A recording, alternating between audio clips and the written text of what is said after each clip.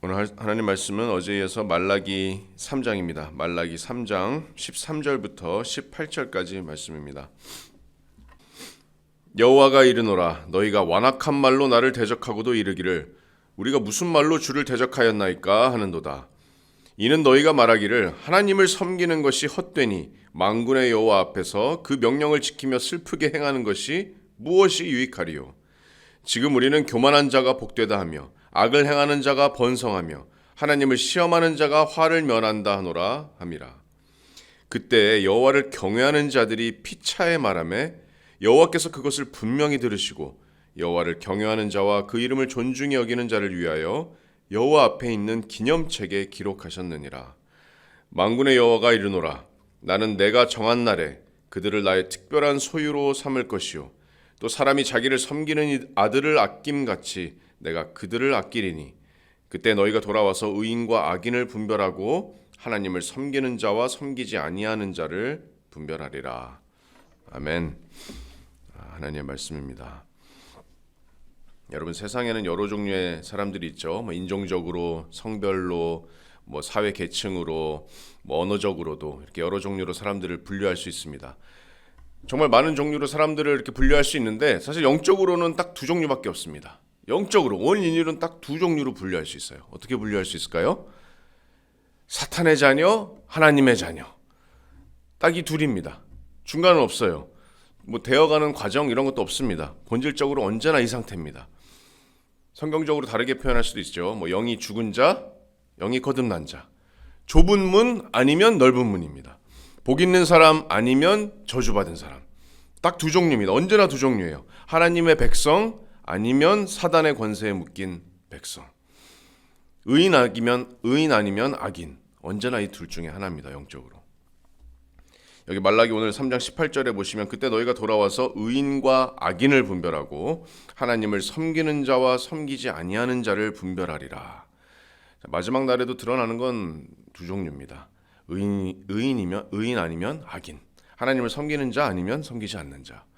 마태복음 25장에서 예수님께서 모든 인류를 이렇게 오른쪽에 양, 왼쪽에 염소 이렇게 분류하시죠.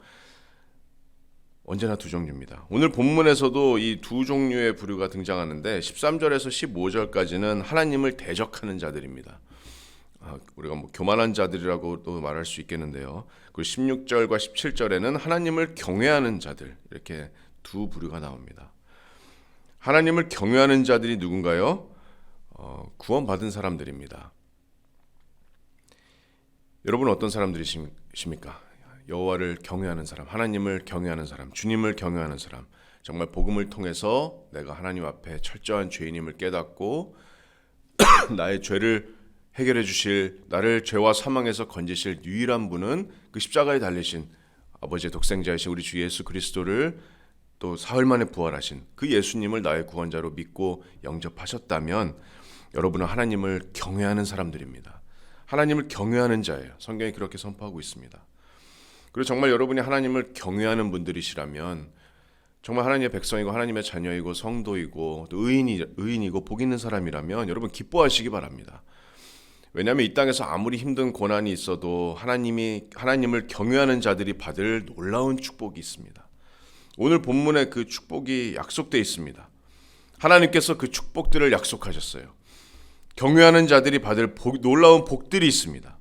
그래서 오늘 그 말씀을 묵상하면서 우리의 구원의 기쁨이 좀 더 풍성해지는 그런 말씀이 되기를 소망합니다.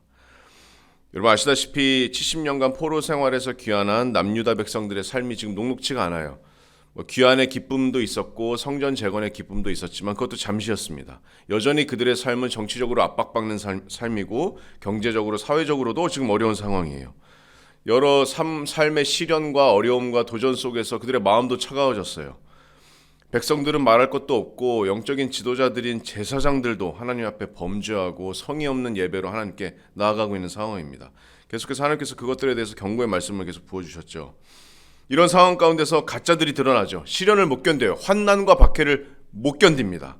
결국 하나님을 비난하기 시작합니다.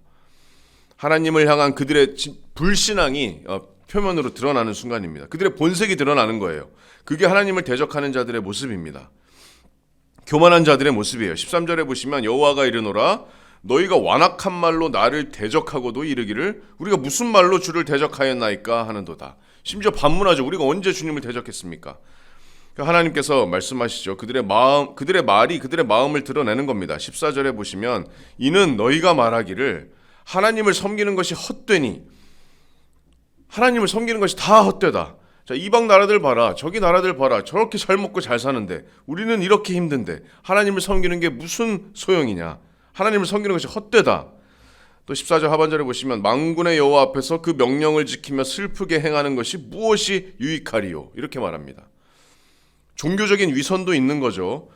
베옷을 입고 죄를 뒤집어 쓰고 종교적인 형식으로 죄를 회개하는 척 하나님 앞에서 슬픈 척 모양과 형식은 갖추고 눈물까지 흘려면 뭐하나. 이렇게 힘들게 우리한테 하나님 앞에서 명령을 지키면서 슬프게 행하는 이 형식이 뭐가 다 소용이냐. 우리가 당장 지금 먹을 밥도 없는데. 그렇게 얘기하고 있습니다. 15절 말씀해 보시면 지금 우리는 교만한 자가 복되다 하며 악을 행하는 자가 번성하며 하나님을 시험하는 자가 화를 면한다 하노라 함이라. 이 대적하는 자들이 이렇게 말하죠. 교만한 자가 차라리 복되다. 차라리 성공한다. 그렇게 보이니까 지금 세상이 그렇게 보입니다. 악을 행하면서 자기 이익을 챙기는 사람들이 오히려 더 번성한다. 더 똑똑한 사람들이야. 그 사람들이 더 지혜로운 사람들이야. 또 하나님이 어디까지 악을 허용하시는지 하나님을 계속 시험하면서 그렇게 사는 게 오히려 더 기쁜 삶이고 안전한 삶이고 화를 면하는 삶이다. 이렇게 얘기하고 있습니다. 하나님을 비난하고 하나님을 등지고 결국 하나님을 떠납니다. 이런 말라기에서 계속되는 지금 경고의 메시지가 이스라엘 안에 있는 이렇게 교만한 자들, 하나님을 대적하는 자들에게 부어지는 메시지입니다. 위선의 탈을 쓰고 끊임없이 종교적인 형식은 있지만 마음은 전혀 하나님께 향하지 않은 그런 불신앙을 가진 자들에게 이 경고의 말씀이 계속해서 전해지고 있습니다. 여러분 지금도 마찬가지입니다. 교회 안에서 주님을 믿는다고 고백하고는 있지만 여러분 하나님의 섭리 가운데 지금은 밀과 가라지가 섞여 있습니다.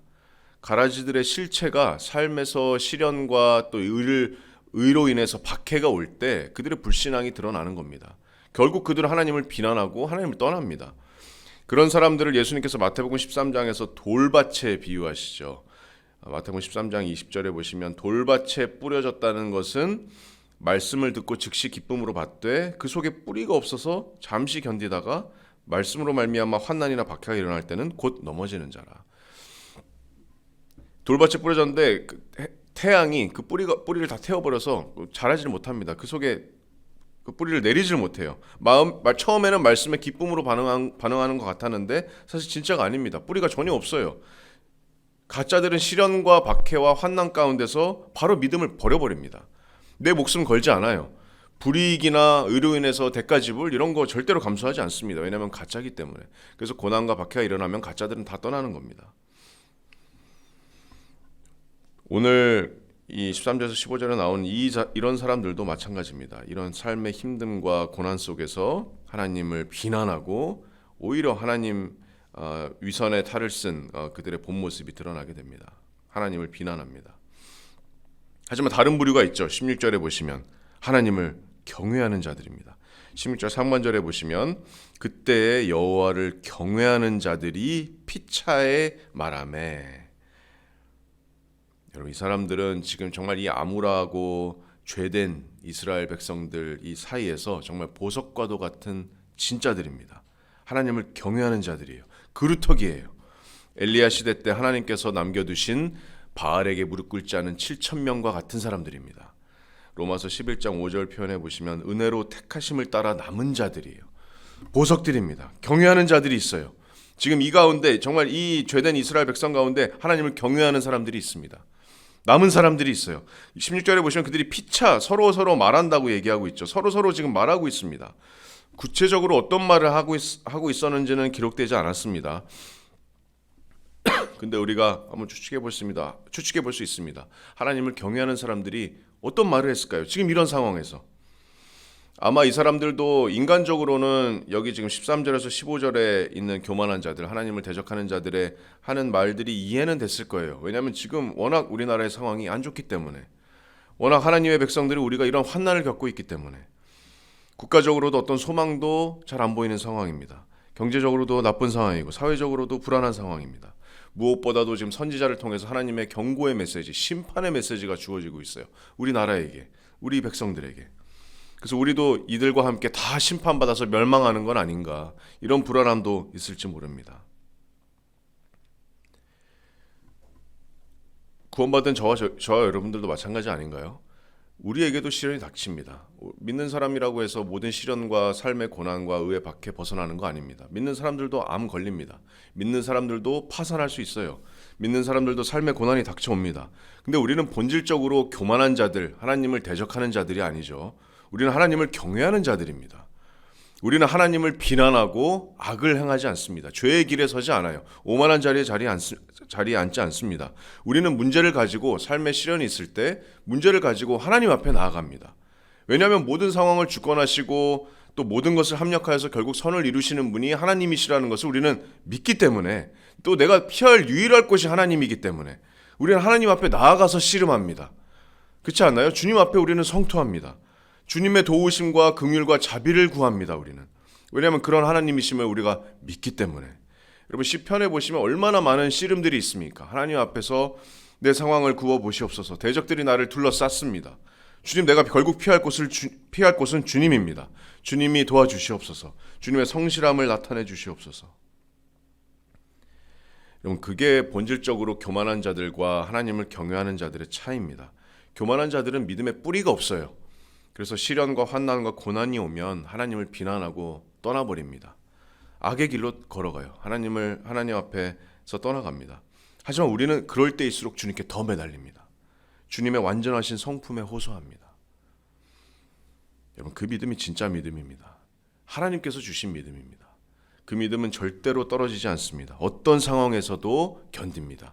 여러분, 진짜 믿음은 절대로 실패하지 않습니다. 하나님께서 주신 믿음이기 때문에 끝까지 견디는 것이 진짜 믿음입니다. 여러분, 끝까지 견디는 게 우리의 믿음이 진짜인 것을 증명하는 겁니다. 진짜인 우리의 믿음을 드러내는 겁니다. 우리의 믿음이 정말 진짜였음을 우리의 마지막 날에 우리가 마지막까지 견딤으로 우리가 그것을 증명하는 겁니다. 하나님께서 하나님의 신실하심을 나타내시는 겁니다. 지금 하나님을 경외하는 자들이 피차 이렇게 말했다고 기록하고 있는데, 이렇게 말하지 않았을까요? 주님이 도와주실 거야. 지금 우리가 상황이 암울하지만, 우리 나라의 상황도 암울하지만, 또 이렇게 지금 심판의 메시지가 우리에게 떨어지고 있지만 하나님께서 심판 가운데서도 우리를 지켜주실 거야. 우리가 더 하나님의 뜻으로 행하자. 악으로 행하지 말자. 더 모이자. 더 경건한 삶을 살자. 주님께 더 순종하자. 주님께 정말 마음으로 예배하며 나아가자. 소망을 갖자. 이렇게 피차 얘기하지 않았을까요? 경외하는 사람들이. 믿음의 대화를 아마 했을 것이라고 생각이 됩니다. 근데 이들의 믿음의 대화도 정말 중요하지만, 이들의 믿음도 중요하고 이들의 하나님을 경외하는 마음도 정말 중요하지만, 정말 더 놀라운 하나님의 축복은, 여기서 첫 번째로 나오는 하나님의 축복은 하나님께서 이들의 대화를 분명히 들으시고 이렇게 말씀하셨다는 겁니다. 내가 너희를 위해서 내 기념책에 기록하였다. 16절 후반절을 계속 보시면, 그때 여호와를 경외하는 자들이 피차에 말하매 여호와께서 그것을 분명히 들으시고 여호와를 경외하는 자와 그 이름을 존중히 여기는 자를 위하여 여호와 앞에 있는 기념책에 기록하셨느니라. 여러분, 이게 하나님을 경외하는 자들이 받을 축복입니다.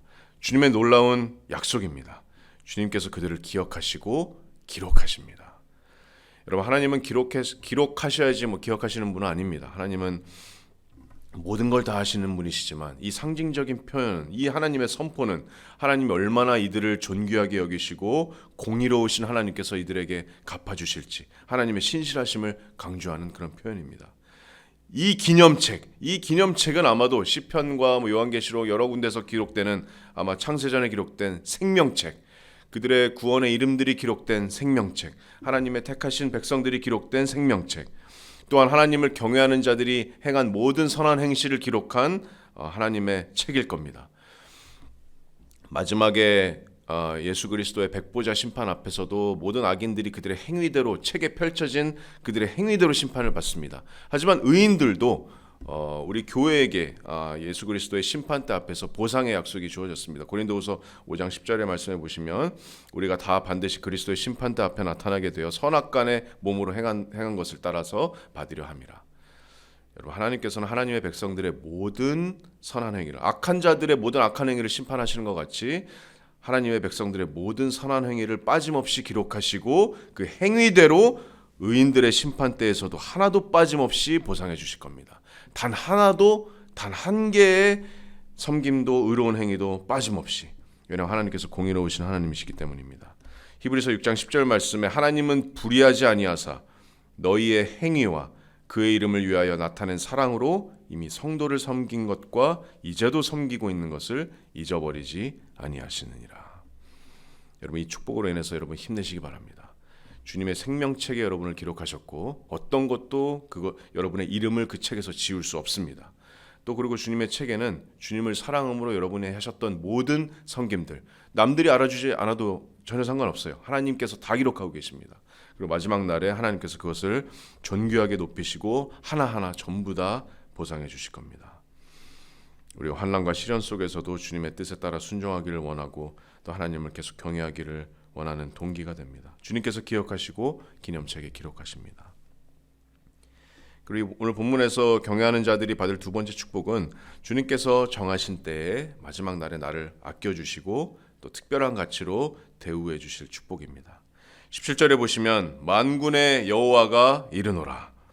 하나님의 말씀입니다. 하나님의 음성이에요. 나는 내가 정한 날에 그들을 나의 특별한 소유로 삼을 것이요 또 사람이 자기를 섬기는 아들을 아낌같이 내가 그들을 아끼리니. 여러분, 하나님의 약속입니다. 해피엔딩이에요. 시련과 환난 속에서 믿음을 지킨 자들에게, 하나님을 경외한 자들에게 약속의 말씀입니다. 교만한 자들의 결말은 재앙입니다. 바로 다음 구절의 4장 1절을 보시면 이렇게 선포됩니다. 만군의 여호와가 이르노라. 4장 1절에 보시면 용광로 불같은 날이 이르니 교만한 자와 악을 행하는 자는 다 지푸라기 같을 것이라. 그 이르는 날에 그들을 살라 그 뿌리와 가지를 남기지 아니할 것이다. 하나님께서 이렇게 선포하셨지만 경외하는 자들은 마지막 날에 정한 날에 그들을 17절에 보시면 특별한 소유로 그들을 삼을 것이다.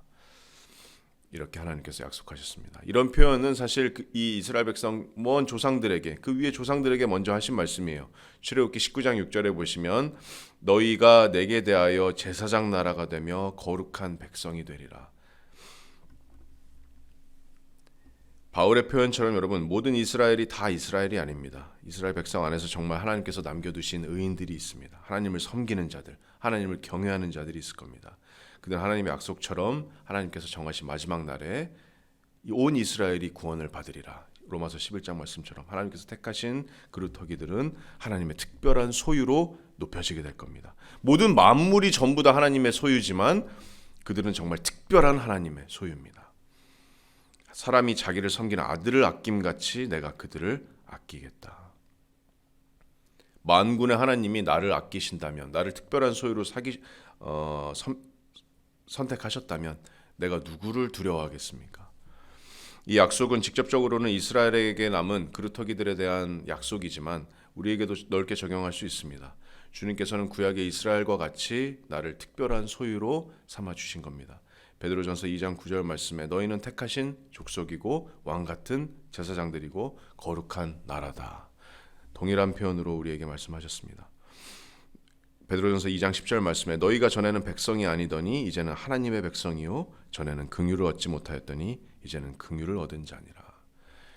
여러분, 이스라엘에게 미래가 있는 이유는 하나님께서 택하셨기 때문입니다. 우리에게도 미래가 있습니다. 하나님께서 우리를 특별한 소유로 삼아 주셨습니다.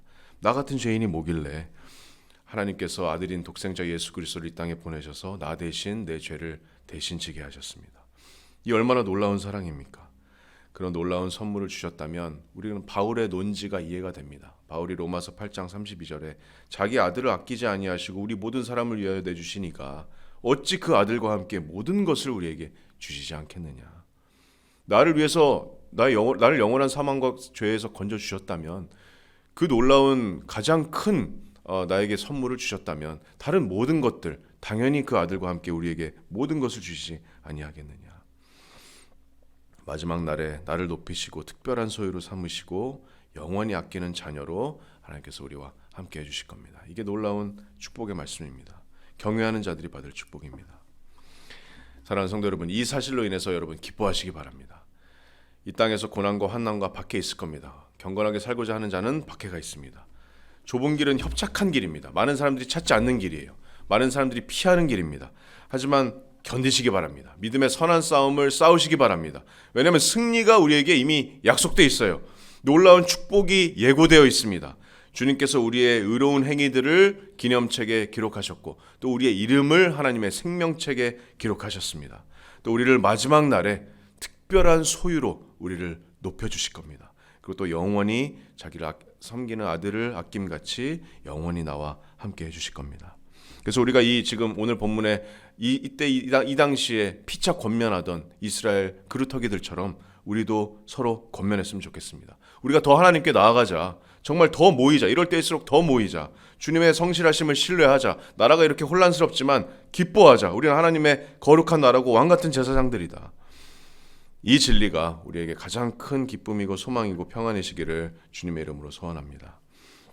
예수님의 제자들이 전도를 마치고 나서 70명들이 돌아와서 이렇게 너무나도 기뻤어요. 왜냐하면 예수님의 이름의 권능으로 귀신이 막 쫓아나가고 놀라운 기적들을 행하고 하니까 너무 기뻐서 돌아와서 누가복음 10장 17절 보시면 주여 주의 이름이면 귀신들도 우리의 항복하리이다. 이렇게 기뻐하면서 70인이 주님께 이릅니다. 근데 주님께서 뭐라 그러시냐면 누가복음 10장 20절에 그러나 귀신들이 너희에게 항복하는 것으로 기뻐하지 말고 너희의 이름이 하늘에 기록된 것으로 기뻐하라 하시니라. 이것이 바로 우리의 정말 오늘 하루의 큰 기쁨이 되기를 소망합니다. 우리의 이름이 하나님의 생명책에 기록되어 있습니다. 이게 우리의 가장 큰 기쁨입니다.